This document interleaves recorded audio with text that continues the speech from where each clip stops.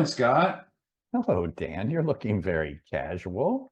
You as well. What's the Well, story? the tradition has been that we're clad in suit and tie and look very professional. And I think it has something to do with these books we've been reading. You're gonna have to show them because my blurred background. There they are.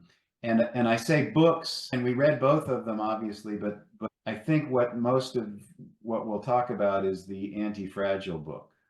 This is also the reason why there hasn't been a bookcase for a while. And part of it is this versus this. This is I really liked this book. Actually, I like both books. Well, actually, I didn't like this book for a long time. I almost hesitate to say this. I'm in a book club with a group of men locally. Antifragile is our next book, and immediately on it being selected as our next book, an email circulated. I hate this book, but here's a great summary of it. And I confessed to you, Scott, a couple weeks ago that I read about the first third of the book, and I decided to listen to the rest of it on audiobooks because it was just very difficult to get through. What is it?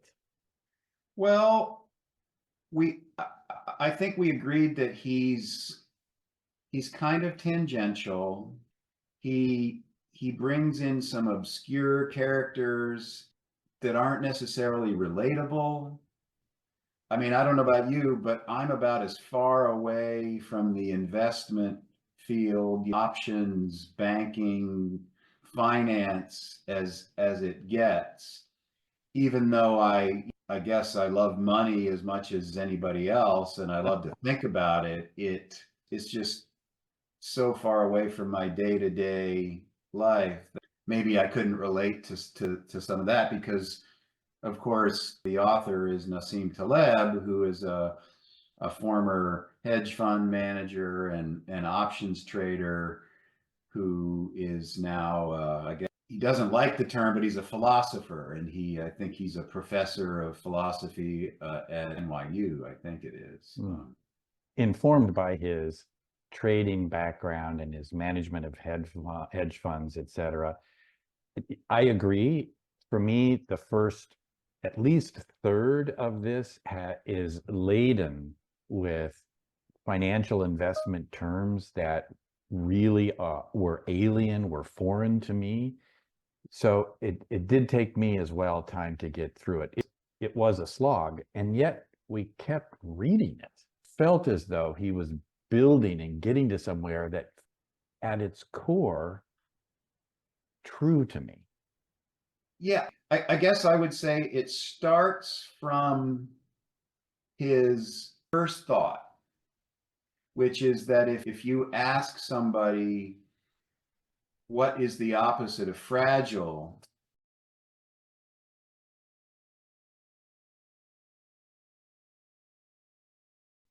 they'll usually say something like strong, resilient, hardy. And the basic idea of the book is that the opposite of fragile is not that. Its fragility exists on a spectrum. You have fragile, which is something that needs to be handled with care and breaks easily. You have resilient in the middle, which is something that resists insults.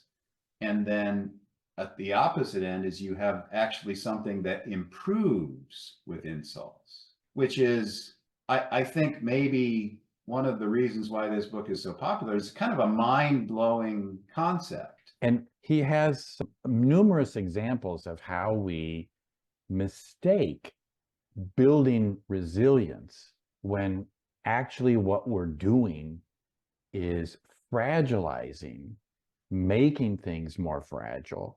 And the underlying theme, it seems to me, is trying to wring out randomness.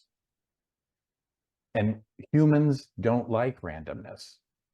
We create stories that smooth out all of the random elements, so it creates a understandable narrative.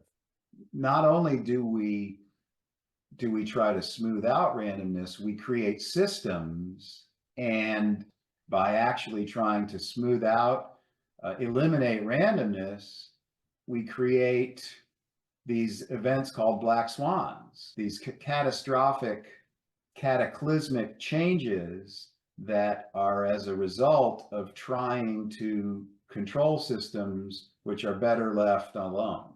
An example, of course, that he cites and he claims to, and I can't evaluate this independently, to have predicted before it happened was the crash of 2008, where regulators tried to smooth out the risks. And the result was that the risks were not gone. In fact, they were simply gathered together and postponed. And the result was this massive, unpredicted demise of the market. Or not to wax too political, but I do think that the rise of Donald Trump is somewhat of a black swan, because like him or not, he has not behaved like any other politician really that we have ever had. If anybody had asked anybody back in whatever, in 2014 or 2012, could somebody like Donald Trump with these particular attributes and behaviors ever become president, people would say that there's no way. It's never happened before, and it's certainly not going to happen now. And the system, you hear lots about stability and the continuity of power. And yet here is this event that I think even surprised Donald Trump the first time round, that he actually won. So, I mean, I do think it's a good example of how we believe something that could never happen. And we set up systems to prevent it from happening. The fact is, there is just so much randomness. Again, there were many examples that were both in the book and ones that I thought of that illustrate this point. There's been a rise in what others have called the safety culture. So, for example, where throughout my entire childhood, my mother packed a peanut butter and jelly sandwich in every, from first to seventh grade. Now you couldn't get any sandwich with peanut butter into a classroom, or so it seems. Right. And the result is that instead of allergy and allergic reactions going down, actually we've ended up with a more fragile group of children that aren't exposed to these allergens early on. I do remember the book that we read, the Jonathan Haidt book, The Anxious Generation, where he was suggesting that children be allowed to play outdoors, in essence, not fully supervised, with things that had some risk and some ability to kind of parent be injured. Yes, right. Absolutely. And again, to carry it to its logical conclusion, I think in terms of what Taleb might say, that this could potentially account in part for the rise in mental and emotional suffering amongst kids. That they are, the wrong word would be protected, but we have eliminated random, pretty minimal risks overall. And as a result, we've suffered this huge downside risk years later with rise in mental health conditions and kids that really are struggling. So would it be time to talk a little bit about some of the specific concepts from the book? Yeah, I'll mention the first one because I think you've already done it. This book is not about resilience. Resilience exists in the middle of the continuum between fragile and then anti-fragile. And anti-fragile is really about things that grow from disorder. And then we've already mentioned it. Obviously, he has a term for it. He calls naive interventionalism. When people, and he talks about people, he calls them fragilistas, people who believe that they can intervene in such a way as to reduce randomness and ensure stability. And he's quite unkind about what he calls those people because he doesn't believe that it's possible. Another concept is in dealing with change, he talks about tinkering, that instead of giant grand changes, we should tinker and experiment to minimize risk and to maximize the potential gain. So I did have a thought about another aspect of this that I thought was relevant to feedback informed treatment. He has a concept called via negativa. And I thought about this idea, if somebody is having a therapy session, a therapeutic encounter, a patient that is positive, they might walk out of there and say, I don't exactly know what happened. I don't exactly know what she said, but I just came out of there with a really positive feeling about moving forward. And then I can imagine another scenario where the patient walks out and said, overall, the session was pretty good, but I couldn't stand it when they said this. We work hard to solicit negative feedback, even if it's something small. And the idea with via negativa, a term that Taleb coined, is to remove the negative, not necessarily focus on what was positive, but removing what didn't work. And so I think FIT is really good at that. And this seems to be related to a tendency among humans, at least according to Taleb, to constantly be looking for improvement. New things always claim to be much better, but we don't know what exactly the calculus is. Is it more upside, the new thing, or is it more downside? And he would say, stick with the old. Right. So the ultimate stressor on any system, of course, is time. And something that has withstood the test of time is by definition anti-fragile. Yeah. And I'm thinking about that in terms of training of psychotherapists, because I've often heard things like this. Well, I'm going to go learn method X. And I say, well, why are you going to do that? And they say, well, what's it going to hurt? I want to learn a little bit about this. And there doesn't seem to be a downside. I'll be able to help more clients just with a particular problem. I'll know exactly what to do. And if I say, well, have you measured your results to see if you've gotten any better after learning this thing? Virtually no one has measured. And we know from other data that adding such things to your repertoire doesn't seem to improve your results either.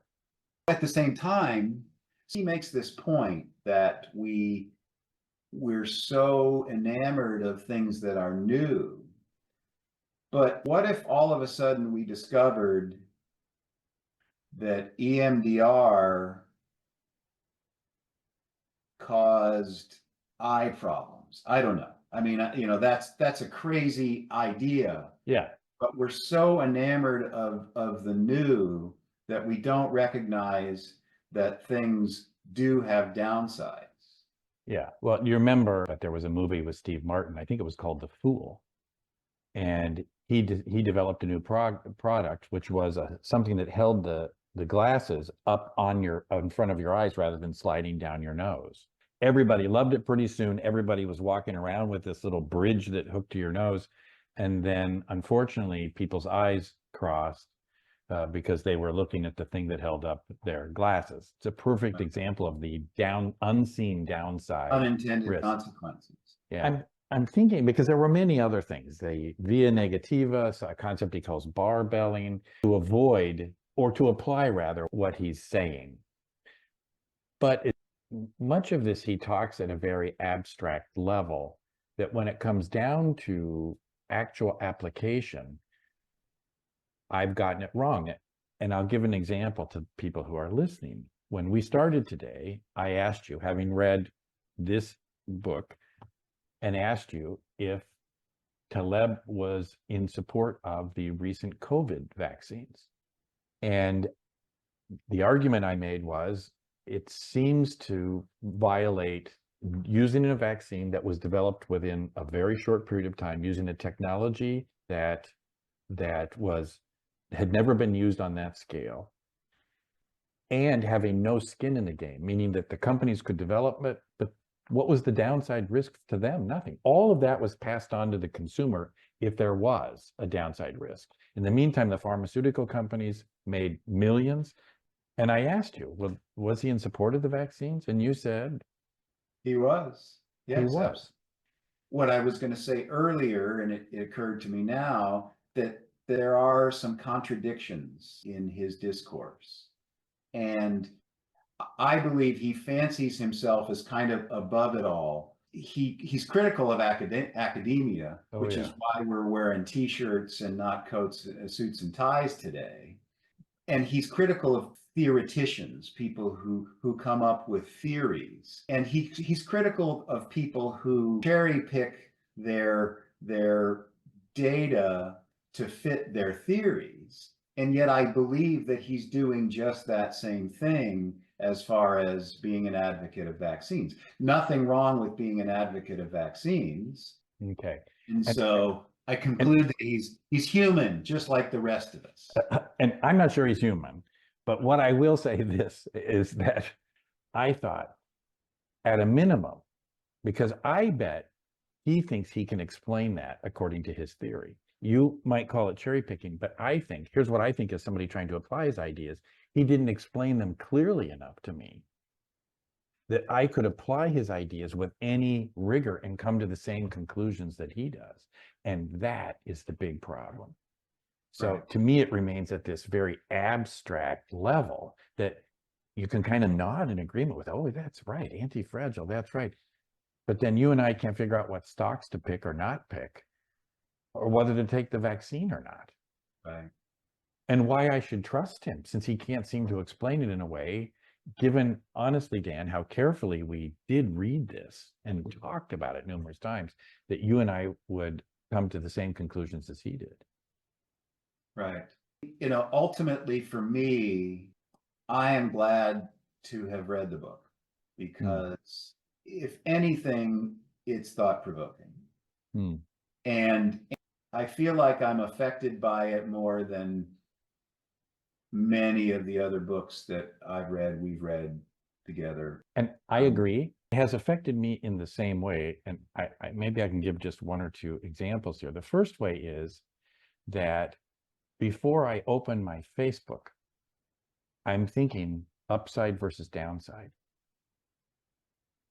I'm going to get a very limited upside from reading my feed.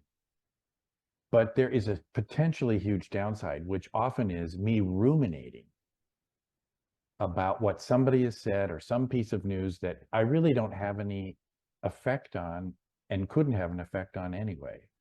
So there's a practical application of the concept. I haven't thought of it that way, but I can definitely appreciate that. The other is, if you're going to make a purchase, here's another thought. If you're going to make a purchase, a new car, a new house, the industry wants you to buy the car. There's a huge upside for them. But how much better is it than the car you've got? Yeah, well, and I'm pretty sure he mentions in the book that when we get something new, it's fantastic, and there's that honeymoon effect, but it doesn't last very long. No. And then you're starting to think about the next one. Yeah. And in the meantime, you are, and I think of students, for example, in education, and how much debt people are in the United States. It's just astronomical. Mm-hmm. And you're forever chasing this new thing. And boy, I feel that intensely. I don't know that we've ever discussed this, but he talked about how people always think that education leads to wealth. And I don't remember if he backed it up with a great deal of statistics, but he expressed it with certainty that it's actually the opposite. That societies or families become wealthy and then they focus on education. I think that that fits into the narrative that we all believe in, which is that education leads to wealth. Hmm. And his point, I think, was more about tinkering, and anti-fragility leads to wealth. And then the education comes after that. And we Yeah. sort of fit the narrative to that story. Yeah. It's almost the opposite. I would have to do almost an apprenticeship to have my thinking shaped more, to see more nuance in what he's saying. I suggest we take a few of the basic concepts, throw away the rest of it. I don't care about Nero Tulip and Fat Tony. These are two people from the fictional characters from the book. And just use the basic concepts, the concept of what anti-fragility is, a little bit about the Lindy effect, which is the longer something survives, the more anti-fragile it is.